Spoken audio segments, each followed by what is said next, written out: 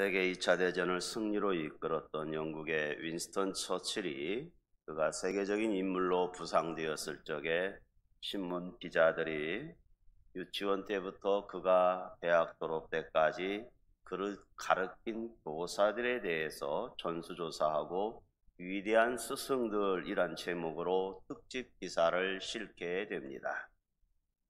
그 기사를 읽은 윈스턴 처칠이 그 신문사에게 자신의 마음을 담은 짧은 글을 하나 보내죠. 뒤에 신문사에서 스승들을 많이 찾아내었는데 가장 위대한 스승은 찾아내지 못했습니다.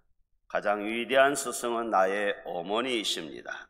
어머니는 내 인생의 나침판이었습니다라고 신문사에다가 그렇게 보냈다고 그럽니다.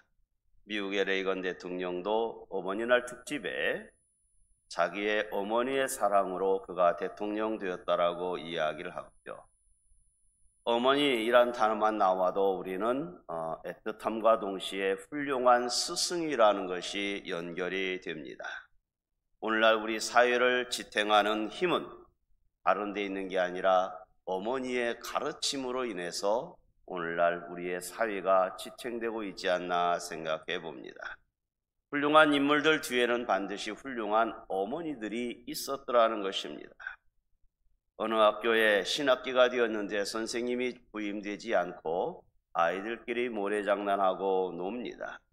이것을 보고 있던 안타까운 한 어르신이 얘들아 왜 너희들 그렇게 놀고 있냐? 예, 선생님이 안 오고 있어요. 선생님이 없어요. 그래? 너희들 좋은 선생님은 지금 얼른 집에 가보거라 라고 하더라는 것이죠. 아이들이 집으로 돌아가니까 버선발로 맞이하는 분은 누구겠어요? 어머니들이죠. 배고프지? 왜 이렇게 늦었어? 라고 하면서 아이들에게 정을 주고 사랑을 주는 분은 최고의 스승은 학교에 있는 게 아니라 가정의 어머니라는 것을 비유적으로 이야기를 하죠. 위대한 어머니, 바로 위대한 스승이라는 이야기입니다. 오늘 본문으로 가려고 합니다. 오늘 우리가 스승의 주일로 그렇게 지키려고 합니다. 오늘 최고의 스승이신 예수님이 오늘 본문에 등장을 합니다. 6월절 전날 밤에 제자들과 함께 최후의 만찬을 주님이 하고 계십니다. 최후의 만찬을 하시다가 갑자기 주님이 일어나십니다. 곧 내일 모레면 십자가의 죽으심을 알고 계셨기에 제자들과 최후의 만찬하시는 중에 일어나셔서 허리에 수건을 두르시고 제자들의 발을 씻기기 시작을 합니다. 제자들 중에 우리가 아는 대로 가룟 유다도 같이 있습니다. 본문 2절에 안 읽었습니다만 2절에 보면 마귀가 벌써 가룟 유다의 마음에 예수를 팔려는 생각을 넣었다라고 이야기하고 있습니다. 최후의 만찬 속에 예수님이 제자들의 발을 씻길 적에 이미 가룟 유다는 예수님을 팔려고 하는 마음을 얼굴에 비쳤을 거라는 것이죠. 예수님이 이미 알고 계셨습니다. 여러분, 제자가 스승을 판다고 하는 것, 이것보다 마음 아픈 일이 어디 있습니까? 요즘은 흔한 일 중에 하나가 제자들이 스승을 고발합니다. 한 대 매를 맞았다고, 폭언을 냈다고. 선생으로서 제자들에게 팔리운다고 하는 것은 견딜 수 없는 스승의 위치입니다. 주님이 이걸 뻔히 알고 있으면서도 제자들의 발을 씻기는 거죠. 제자들을 극진히 사랑해서 예수님의 마음에 흘리들 일어나서 제자들의 발을 씻기기를 시작을 합니다. 예수님이 제자들의 발을 씻기시는 이 행동은 당시의 풍습으로는 이해가 안 되는 모습입니다. 왜냐하면 유대인들은 손님이 그 집에 들어오면 가장 낮은 종이 그 손님의 발을 씻기는 것이 예법이었고, 유대인 세계에서 철저하게 제자들의 스승의 발을 씻겨드리는 것이 당연한 진리였습니다. 그런데 지금 예수님은 본인이 지금 제자들의 발을 씻기고 있는 거죠. 겸손의 서비스를 지금 하고 있는 것입니다. 예수님이 지금 이 하는 행동은 윗사람으로서 아랫사람에게 해야 될 행동은 분명히 아닙니다. 그런데 그렇게 하는 것은 이것은 상식을 뛰어넘는 겸손한 봉사와 고상한 정신을 지금 보여주고 있는 거죠. 아랫사람이 윗사람을 잘 대하고 공경하는 것은 어찌 보면 자연스러움입니다. 그러나 윗사람이 아랫사람을 시켜드리는 것은 이것은 보기 드문 현상이죠. 베드로가 말깁니다. 내 발을 씻길 수 없습니다. 이건 아니지 않습니까? 라고 베드로가 이야기를 하니까 예수님이 내가 너의 발을 씻기지 아니하면 너하고 상관이 없다라고 말씀을 하십니다. 예수님의 이 같은 행동은 어떤 의미일까요? 그만큼 제자들 내가 너희들을 지극히 사랑한다.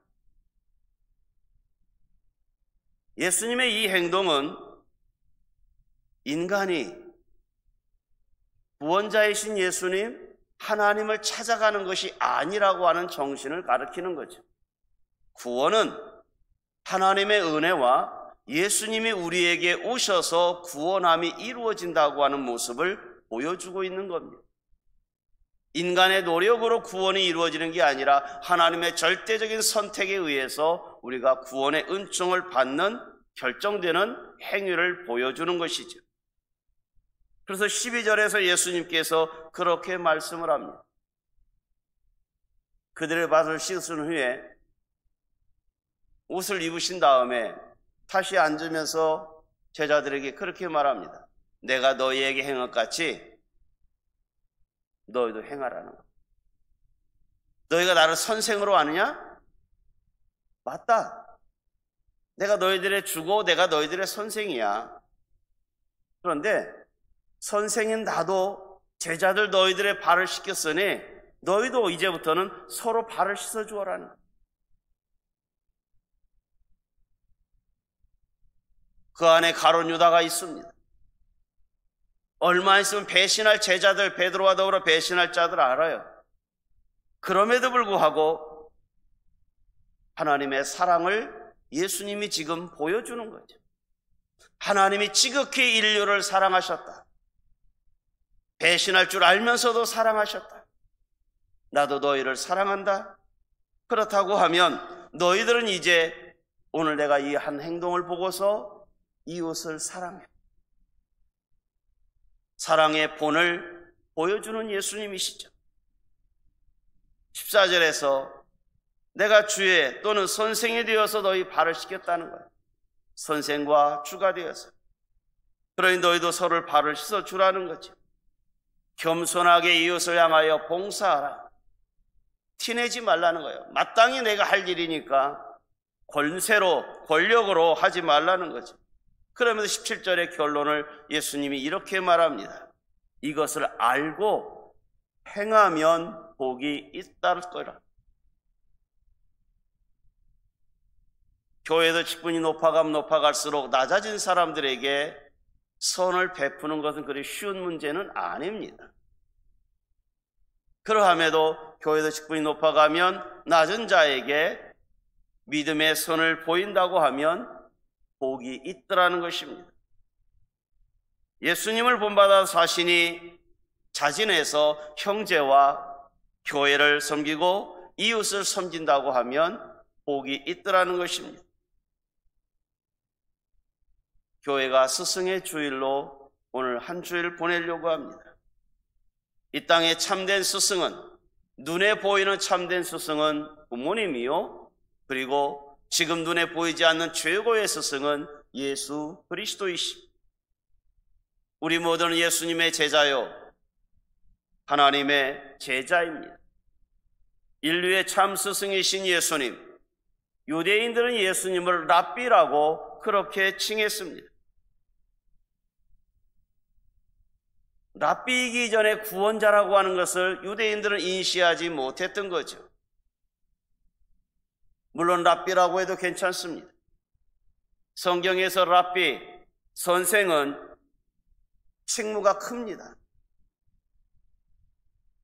오직하면 예수님께서 어린아이 하나를 낙심하게 하며 실족하게 하면 연자 맷돌을 메고 바다에 빠져 죽는 것이 낫다고 할 정도로 어린아이 하나라도 실족하게 하지 말라고 이야기를 하고 있습니다. 그만큼 스승은 책임감이 무겁더라는 거죠.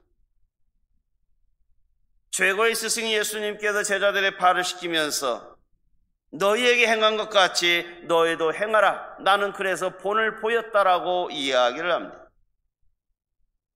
참 스승이 필요한 시대에 살고 있습니다. 교회가 진정한 교사를 원하고 있습니다. 어떤 우리는 스승이고 어떤 교사입니까? 교회는 가르치는 교사만 있는 게 아닙니다. 기도 많이 하시는 권사님은 기도의 교사입니다. 성도를 사랑하며 성도들에게 인도하기를 원하는 우리의 장로님들은 인도자 되시는 교사입니다. 본을 행하여야 할 교사라는 것입니다. 신앙이 어린 사람들에게는 모두 다 우리는 나이 먹은 사람들을 향하여 우리는 그렇게 명칭합니다. 선생님이라고. 그러므로 우리 모두는 다 교사이고 다 스승이라는 것입니다. 이제 우리는 본을 보여주는 지도자나 교사고 스승이 되는 것이죠. 자녀들은, 우리의 다음 세대들은, 우리보다 믿음이 연약한 자들은 가르치서 배우는 게 아닙니다. 앉혀놓고 지식에 전달해서 그들이 깨우치는 게 아니라 우리의 행동을 보고 배우는 겁니다. 전도를 합니다. 예배는 어떻게 드리고 기도는 어떻게 하는지 초신자들은 배워서 하는데 어떻게 배웁니까? 먼저 자기를 전도한 사람들에게 기도의 모습을 배우는 겁니다. 예배의 모습을 배우는 겁니다. 자기를 전도한 사람이 수요 예배 안 나오면 본인도 안 나와요. 그런데 전도한 사람이 자신 있게 공적인 예배는 주일 오전과 오후 수요 예배입니다. 공예배는 참석해야 됩니다. 라고 본을 보이면서 행하면은 전도 당한 사람은 자연스러운 거죠. 우리 아이들에게 종종 부모들이 행함이 지나치게 되면 저 애를 누구 닮아서 저러는지 몰라라고 이야기합니다. 누굴 닮겠습니까? 엄마 아니면 아빠 아니겠고? 당연히 보는 대로 듣는 대로 보고 배우는 거죠. 지도자나 교사가 보여주는 대로, 부모가 본이 되어주는 대로 제자와 다음 세대는 그렇게 배워가는 겁니다. 자녀들이 어떤 인격을 형성하고 어떤 생활관을 갖고 어떤 가치관을 갖고 어떤 습관을 갖고 사느냐, 그건 앞서간 사람들의 모습을 보고 배우는 겁니다. 교회 지도자, 교사, 가정에서 어머니는 최선의 교육자이고 거울입니다. 어머니는 이 세상에서 가장 위대한 스승이고 가정은 하나님이 세운 학교 중에 학교 아닙니까? 자녀들은 말씀과 믿음 안에서 양육되어야 되는데 그건 바로 교회에서는 한계가 있습니다. 가정에서부터 기도와 말씀의 습관을 들여주면 교회에서는 점검하는 기관이 되어야 되는데 지금은 거꾸로 돼서 교회에서 다 배우고 가정에서는 전혀 우리의 믿음의 스승이신 어머니와 아버지가 가정에서 믿음을 안 보여준다고 하면 아이들은 배움의 기회가 너무 적다는 거죠. 상식적으로 생각해 보십시오. 교회에서 아이들이 생활하는 시간은 일주일에 한두 시간이에요. 가정에서는 24시간의 일주일을 보내고 있지 않습니까? 부모는 세상의 가치관에 대해서 심어주는 막중한 책임이 있더라는 것입니다. 그러기에 가정이라고 하면 단순히 쉬는 곳이고 부모가 먹을 것 입을 것만 주는 곳이 아니라 학비나 용돈 내주는 공간이 아니라 이 아이의 인격 형성에 가장 중요한 공간이죠. 교회에서 어떻게 신앙생활하는지, 예배는 어떻게 드려야 되는지 가정에서부터 교육이 돼야 되는 거죠. 그러기에 어머니보다 더 위대한 신앙교육가는 없더라는 것입니다. 지식으로 가르치는 어머니가 아니라 사랑으로 위대한 그 사람을 만드는 것이 우리들의 어머니라는 것입니다. 아이들의 가슴에 뚜렷한 신앙의 자국을 남기는 것은 어머니의 신앙입니다. 어머니의 가르침은 요람에서 무덤까지 아니겠습니까? 수산나라고 하는 여인은 19명의 자녀를 낳았습니다. 이 아이들 어느 하나라도 소홀한 적이 없어요. 어려서부터 말하기 이전부터 주기도문을 자꾸 암송해 주었습니다. 아이들이 말하기 이전부터 주기도문을 자꾸 들려준 거죠. 이제 말하기 시작을 하니까 이 수산나는 주기도문을 암송을 시키기 시작을 했습니다. 그리고 사도신경을 암송을 시키고 십계명을 외우게 했습니다. 아이들이 잠들기 전에 늘 이 세 가지를 암송하도록 했습니다. 아이들이 잠들게 되면 머리 하나하나를 만져주면서 기도해 주면서 잠들게 했습니다. 이 신앙교육에 자란 아이들은 다 훌륭할 수밖에 없었고 세계적인 인물이 될 수밖에 없었더라는 것입니다. 시편 71편 17절에서 하나님이여 나를 어려서부터 교훈하셨으므로 내가 지금까지 주의 기이한 일들을 전하였나이다. 다윗뿐만이 아니라 사무엘, 신앙이 위대한 우리의 믿음의 선배들은 어려서부터 신앙교육을 받았기에 위대한 지도자가 되었더라는 것입니다. 부모들은 내 가정의 자녀들이 혹시라도 잘못될까봐 노심초사하죠. 그걸 염려하면서 정작 기도와 말씀 교육은 소홀히 할 수 있다고 하면 뭔가 잘못되고 있는 거죠. 물론 어머니와 아버지는 가정에서 자기에 맡겨진 일을 묵묵히 다 행하게 되면 보람이 있고 복이 있습니다. 부모들의 행복은 다른 데 있는 게 아니죠. 부모들의 행복은 사회에 필요한 인물로 키워내는 것, 남들에게 손가락질 당하지 않게 키워내는 것, 이게 부모의 보람입니다. 도sto옙스키는 좋은 기억처럼 훌륭한 교육이 없다라고 했습니다. 아이들에게 어떠한 좋은 교육을 시켜줄 것입니다. 최대의 기억은 좋은 기억을 아이들에게 많이 남겨주는 것이죠. 우리네 믿음의 선배들은 아이를 안고 새벽 기도에 왔습니다. 아이들을 데리고 구역 예배에 참석했습니다. 그래서 이 아이들은 어려서부터 교회 찬송이 낯설지가 않습니다. 예배가 낯설지가 않습니다. 다른 길로 갔다가도 어머니 품에 안겨서 신앙생활했던 것 때문에 다시금 바른 길로, 정도의 신앙의 길로 돌아오는 예가 많지 않습니다. 내 자녀를 믿음의 자녀로 만들면 우리 가정이 좋은 가정 되고, 우리 교회 아이들을 믿음으로 잘 양육시키면, 믿음의 사람으로 만들어가면 우리 초원교회는 좋은 믿음의 교회가 되어져 가는 거죠. 눈에 보이는 신앙교육도 중요합니다. 엄마의 예배 태도, 평소에 교회에서, 가정에서 성경 보고 기도하는 모습, 이걸 보고 배운다면 아이들은 신앙이 무엇인지 자연스럽게 스펀지에 물이 스며들지 않겠습니까? 우리의 자녀들 한번 점검해 오십시오. 기도 생활하고 있습니까? 믿음 생활 잘하고 있습니까? 지금 내가 젊었을 때 돈 벌어야 되니까, 열심히 살아야 되니까 신앙교육을 조금 소홀히 했다면 재점검하기를 바랍니다. 믿음의 결단을 우리는 미루지 않기를 바랍니다. 무엇보다 부모의 가슴에서, 교사의 가슴에서 기도를 전달해 주시기를 바랍니다. 말 안 듣고 문제아이 있는 아이가 우리가 가르치는 아이로 제자로 있다고 하면 그 아이의 성경 말씀의 지식을 전달하기보다는 그 아이를 끌어안고 눈물의 기도가 그 아이의 심령을 움직이지 않겠습니까? 우리의 자녀도 마찬가지입니다. 어떤 아이들은 철들 때가 되었음에도 불구하고 아직도 부모의 마음을 아프게 하는 자녀들이 있고 부모를 실망케 하는 자녀도 있습니다.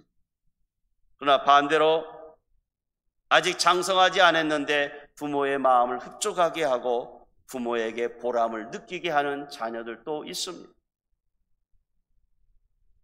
왠지 모르게 어버이 주일이 됐는데 자녀들이 아무것도 없다고 하면 왠지 서운하잖아요.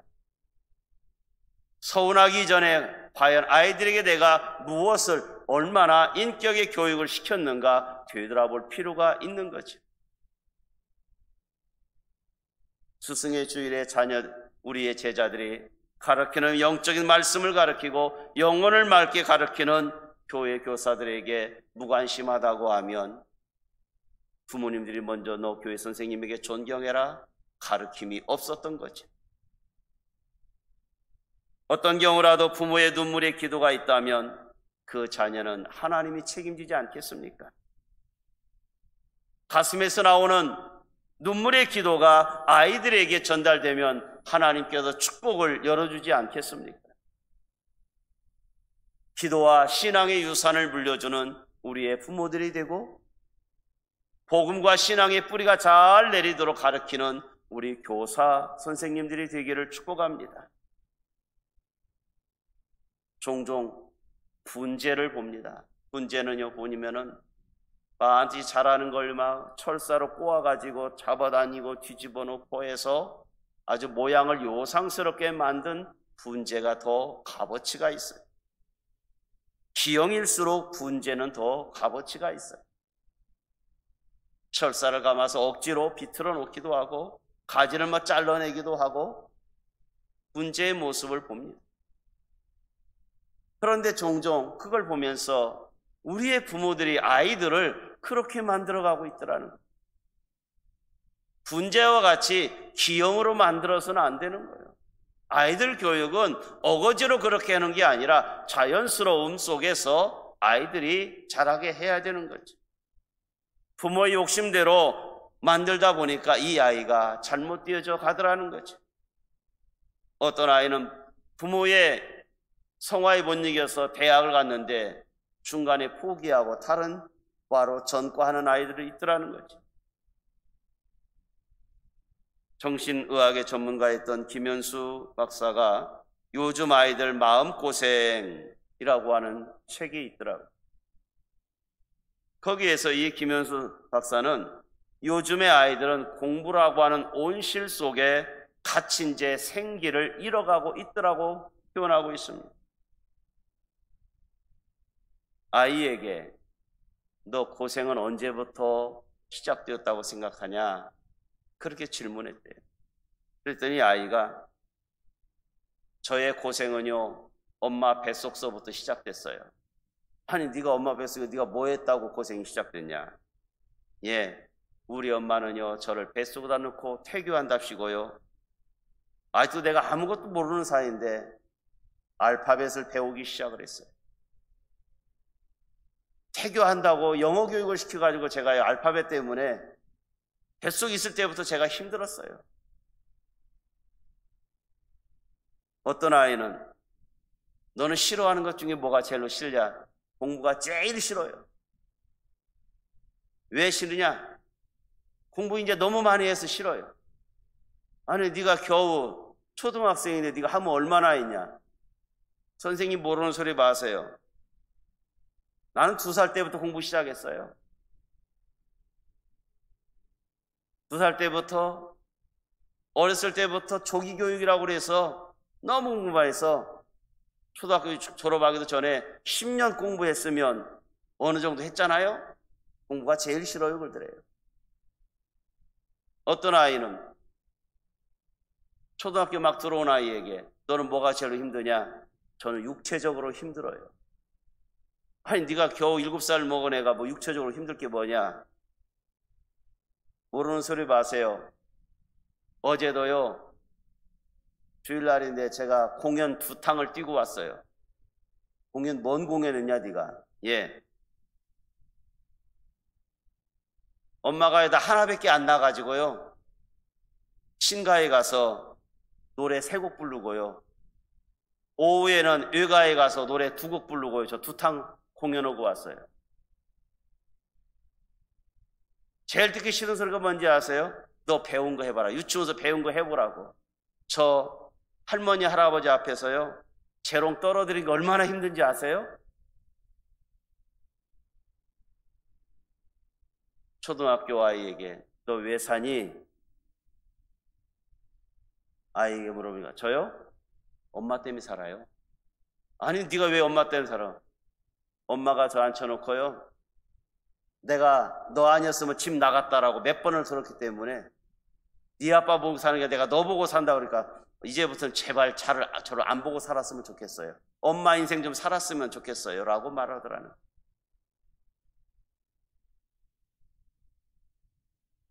우리의 욕심대로 아이를 가르치는 게 아니고 선생의 방향대로 가르치는 게 아니라 하나님의 방법대로, 믿음의 방법대로 가르쳐야 되죠.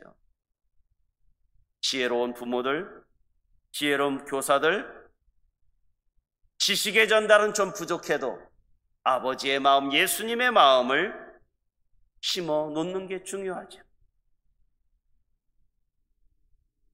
우리가 아는 대로 잠언서 22장 6절에 말합니다. 마땅히 행할 길을 아이에게 가르치라는 거예요. 마땅히 행할 길이 뭘까요? 신앙의 길로 가는 거 아니겠어요? 그리하면 늙어도 떠나지 않는다. 예수 잘 안 믿는 아이도 많았지만 세계 역사에 인류의 지도자의, 그래도 나름대로 지도자라고 한 사람의 80%가 그리스도인이래요.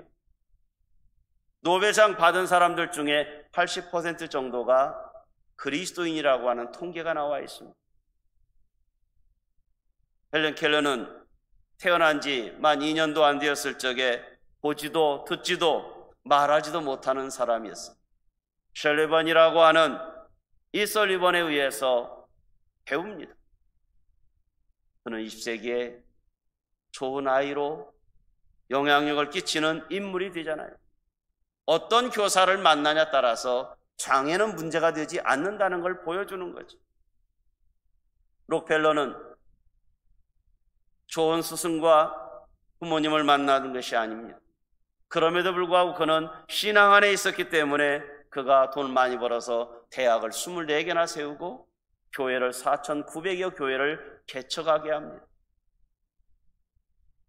하나님을 경외하는 믿음의 사람들은 좋은 사람, 위대한 사람으로 쓰여지게 되는데 언제 복이 임하느냐? 뒤돌아놓고 보면 하나님의 말씀이, 믿음이 그 안에 들어갔을 적에 그런 역사를 일으키더라는 것입니다.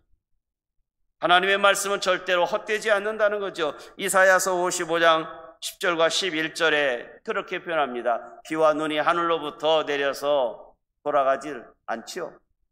땅에 내려가지고 소출을 나게 만듭니다. 그런데 11절에서 이렇게 말합니다. 네 입에서, 내 입에서, 다시 말하면 하나님의 말씀이 나가는데 헛되지 않는다는 거예요.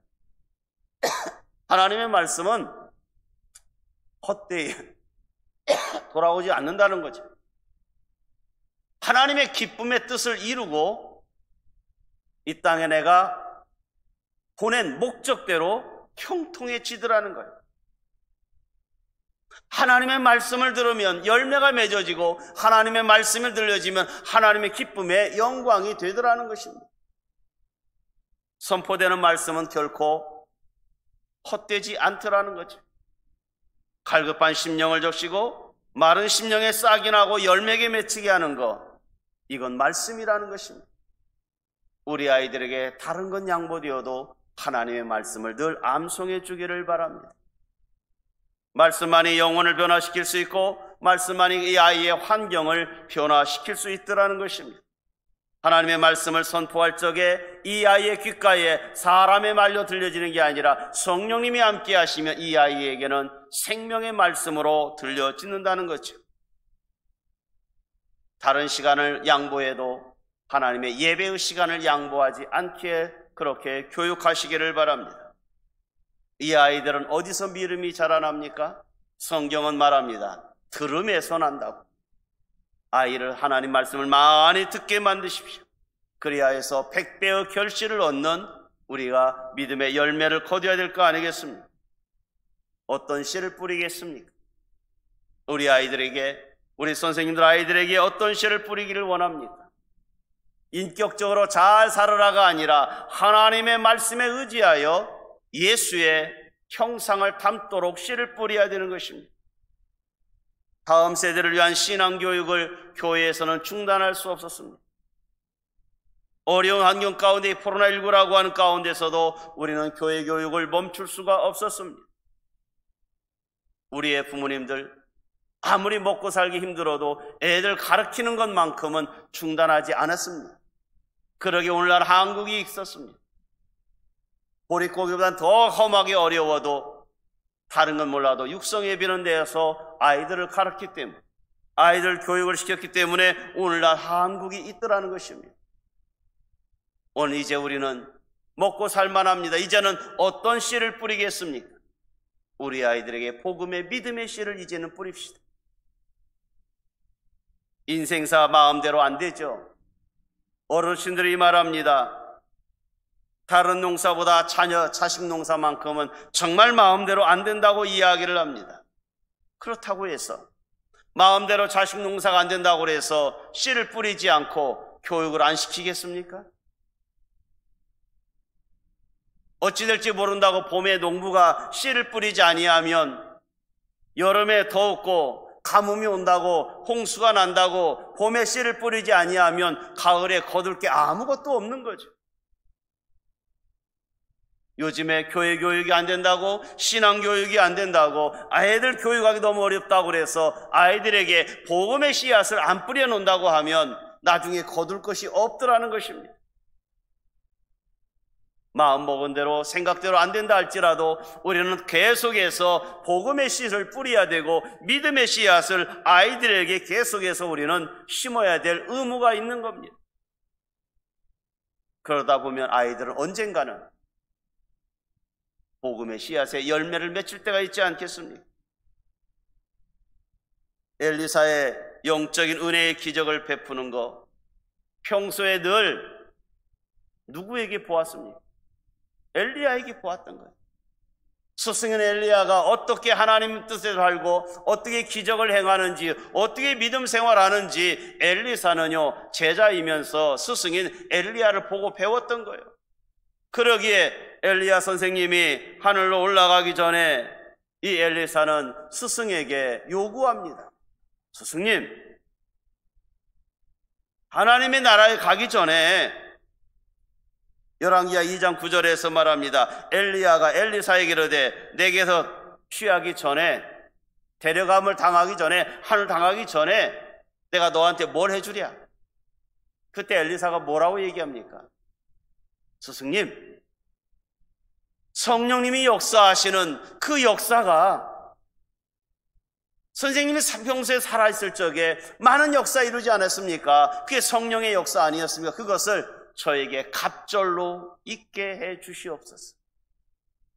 우리의 자녀가요, 우리의 가르치는 아이들이 너 선생님한테 원하는 거 있어?